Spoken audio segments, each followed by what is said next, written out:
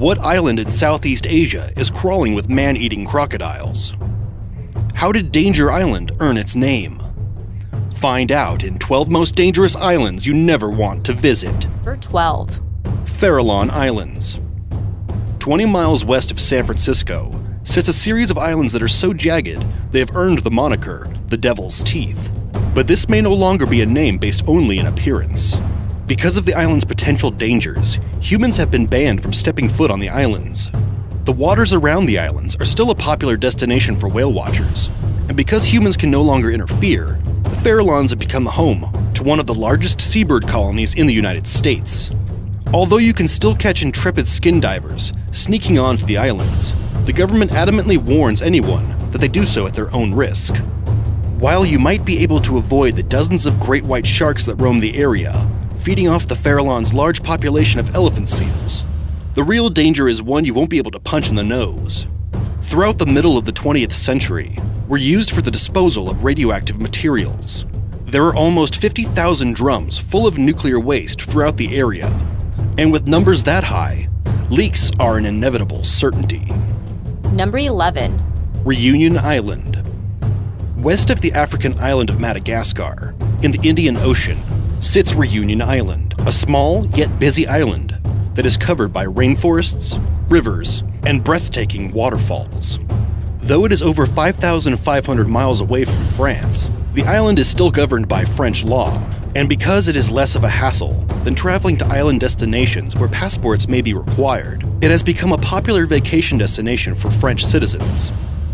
Because of this, the island is one of the most modern islands in terms of sanitation and transportation.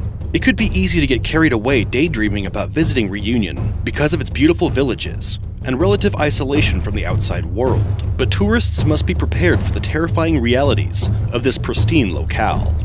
First off, it is home to one of the most active volcanoes in all of the world, which was a popular hiking destination for tourists until it was deemed too dangerous to traverse. The island also has the distinction of being one of the leading islands in terms of annual rainfall in the entire world, and is often the victim of violent tropical cyclones. Lastly, Reunion is known for having one of the largest and most vicious populations of sharks encircling it. The shark attacks have become so bad that the French government has forbidden surfing around the island. Despite this, there are still around half a dozen people who meet their demise every year from shark attacks. Number 10. Danger Island. South of Maldives, in the western part of the Indian Ocean, lies the Chagos Archipelago, a series of coral islands long inhabited by the Chagos people. One of the smallest of these atolls is Danger Island, which is full of coconut trees that used to act as reserve by the Chagos in the event food supplies ran short. The island is full of wildlife. Most significantly, it is the home of two rare birds with fun names to say: brown noddies and red-footed boobies. The island isn't actually as dangerous to modern-day adventurers as its name suggests. The name is merely a holdover from ye olden times, as when it was first mapped in the 19th century, seafarers found the coral reef and rocky shoals that surrounded it too treacherous to anchor their ships. Even with modern transportation, the island is incredibly difficult to get to and navigate without risking damage. If you were to end up grounded or wrecked near Danger Island, you would find yourself utterly isolated from the world, and would be especially in trouble if you were allergic to coconuts. Number 9. Tristan da Cunha.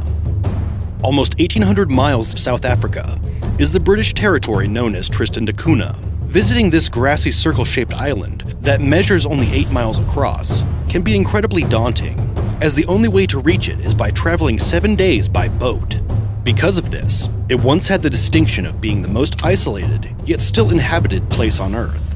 That was, until the volcano that formed the island had enough of being host to humans and erupted in 1961, causing widespread devastation. Luckily, because there were only a few inhabitants to begin with on Tristan da Cunha, the British were able to successfully relocate everyone to England before they could be wiped out. Slowly, people have returned.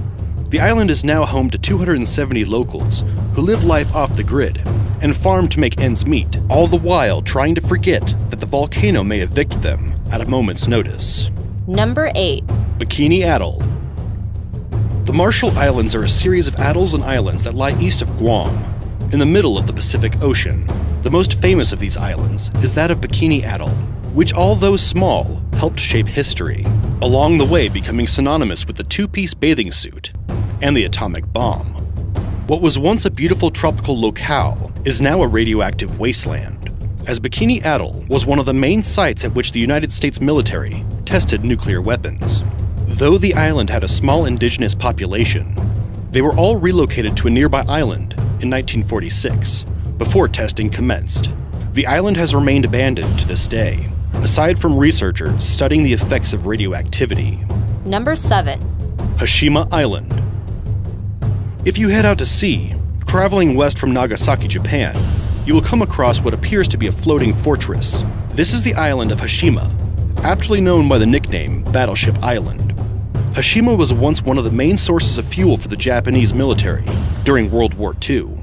The island was home to a coal mine, and because of the sheer amount of workers, the majority of which being Korean and Chinese POWs and enslaved civilians, it was at one point the most densely populated place on Earth. However, a few years after the war, the Japanese eschewed coal for oil, and the mine was abandoned. Because there is no one to manage the giant housing buildings and other complexes, they have fallen into severe disrepair, and nature is slowly taking back the island. This has made the island extremely dangerous to traverse, as the buildings and seawalls built to hold back vicious tsunami waves are crumbling all around. It is also believed that there may be unrecovered naval mines in the surrounding water. Number 6. Bear Island. Between the Arctic island of Svalbard and mainland Norway lies Bear Island. The island, with an area just over 110 square miles, was once considered a vital position for naval reconnaissance, but now only hosts little more than a weather station and a few abandoned houses. The entire island has been declared a nature reserve by the Norwegian government, but there really isn't much nature to find, as it is largely devoid of plant and animal life, aside from moss, seabirds, and fish. It is believed that much of this is due to toxic contaminants that have found their way to the island via air currents that waft pollution from industrial countries like the United States and England, which border the Atlantic. But the true danger of Bear Island comes from another form of pollution. In 1989, a Soviet nuclear submarine crashed just south of the island, resulting in much of the water surrounding the island having been possibly contaminated with radioactive waste. Then, in 2009, a Russian transport carrying upwards of 15,000 gallons of oil rammed into the island, becoming lodged. Much of the oil leaked into the sea, causing large numbers of the island's seabird population to perish, and only adding to the man-made destruction haunting the island. The pollution, combined with the desert-like terrain which averages nearly 0 inches of rainfall a year, and the steep, sharp cliffs that make up Bear Island, makes this one place you can cross off your list of potential vacation destinations. Number 5. SABA. If you are willing to brave the rocky but short 12-minute plane ride from St. Martin to Saba, the smallest island in the Dutch Antilles, you will be graced with a view like none other, a place that looks trapped in the ancient past. Upon arrival, you will find a village nestled upon a volcano that is full of vibrant atmosphere, with live music, family-owned restaurants featuring fresh-caught cuisine, and plenty of outdoor activities like scuba diving and hiking. But all this comes at a cost. One might say that the locals have become such experts at having a good time because they know at any moment it could all be destroyed. Tourists have been known to call it the unspoiled Queen of the Caribbean, but it could be more accurately described as Hurricane Island. Because of its location right in the Atlantic's Hurricane Alley, the island has been noted for being hit by the most hurricanes of any island on Earth. Despite the constant attacks that Mother Nature brings down upon Saba, its people still find a way to survive and rebuild time and time again. Number 4. Rockall. The tiny 80-foot wide island known as Rockall, which lies nearly 300 miles off of Scotland's western shore, has such an imposing presence, it has made its way into Irish and Scottish legends, as well as popular culture through music, books, and television. People have long been entranced with its simple yet powerful structure, with some ancient myths going as far to name it the location where the apocalypse will begin. The real-life danger is in the fact that the island itself is essentially a large granite rock sticking out of the ocean, the remnants of an extinct volcano. Because of its steep incline on all sides, there is really only one place for a person to stand: the peak, which you can only get to if you are a skilled rock climber. And even if you are, it isn't recommended that you try climbing the relatively short summit of 65 feet, as the island is smack dab in the part of the ocean which boasts waves reaching upwards of 100 feet.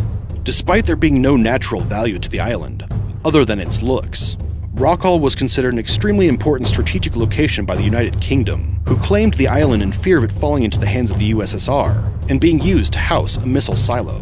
Britain's claim to the island also has the historical distinction of being their last modern-day territorial acquisition. Number 3. GRUINARD Island. GRUINARD Island is another one of Scotland's treacherous isles, but it owes its place on our list for a man-made danger. This hauntingly bleak-looking island was once home to some of the most extreme biological weapons testing of the 20th century. The British Army peppered and doused the islands hundreds of times with weapons like chlorine gas and anthrax. The anthrax in particular had a permanent effect on GRUINARD, as it soured the soil and decimated the entire indigenous animal population. The island remains a wasteland, and only sanctioned government researchers are allowed to visit it, and they must wear hazmat suits from the moment they step on the island until they leave. Any attempt by non-military personnel to land on the island is strictly prohibited, and even if it wasn't, you probably shouldn't go there anyway, as you wouldn't survive very long. Number 2. MIYAKE-JIMA. The Izu island chain that juts from Japan's southeastern coast is made up of a string of volcanoes, all of which are currently active. In the last century alone, nearly 200 people have perished due to major eruptions. The most major of these was in 2000, when Mount Oyama, the biggest volcano on the island of MIYAKE-JIMA, blew its top, Oyama, which looms over several small villages, occupied by a few thousand people, spewed lava and lethal amounts of sulfuric gas upon the island for 4 straight years. While some decided to pack up and move, a vast majority of the population stayed. Up until 2005, much of the island was restricted, and the people of MIYAKE-JIMA were forced to stay inside with their doors sealed, only traveling outside in their gas masks if absolutely necessary.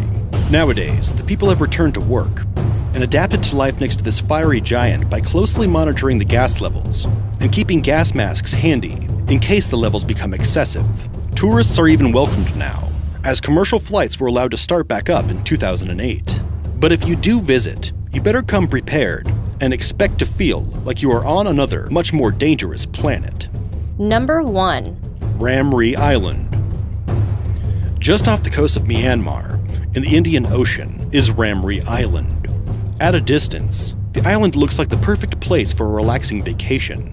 But if you were to travel inland, you'd most likely have an experience akin to a Jurassic nightmare, and probably end up in the belly of one of the world's oldest surviving species. RAMREE is unique because it is home to the largest consolidated basque of saltwater crocodiles. In World War II, after being defeated by the British in a battle on the island, the Japanese army retreated through RAMREE's swamplands, and over 400 soldiers were gobbled up by the nasty crocs. To this day, the